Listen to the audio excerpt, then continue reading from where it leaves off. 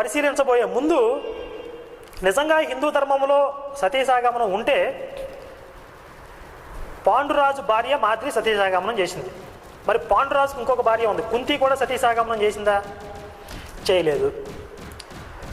పాండురాజు ద్వాపరయుగం చెందినవాడు. మరి అంతకన్నా ముందు త్రేతాయుగంలో దశరథ మహారాజుకు 3 భార్యలు ఉన్నారు. దశరథ మహారాజు చనిపోయినాక 3 భార్యలు సతీసాగమనం చేశారా? చేయలేదు. ఆ తర్వాత భారతంలో విచిత్ర వీరుడు భార్యలు అంబా, అంబాలిక, ఆయన చనిపోయినాక వీళ్ళు సతీసాగమనం చేశారా? చేయలేదు. మహాభారత యుద్ధంలో లక్షల మంది సైనికులు చనిపోయారు, వాళ్ళ భార్యలందరూ సతీసాగమనం చేశారా? చేయలేదు.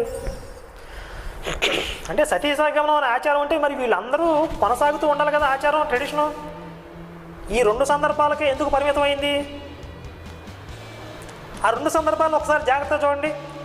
మాద్రి చేసిందని సతీసాగమనం అనడానికి కొంచెం ఆస్కారం ఉంది, కానీ సతీ అగ్నిలో ప్రవేశించడానికి దాని సతీసాగమనం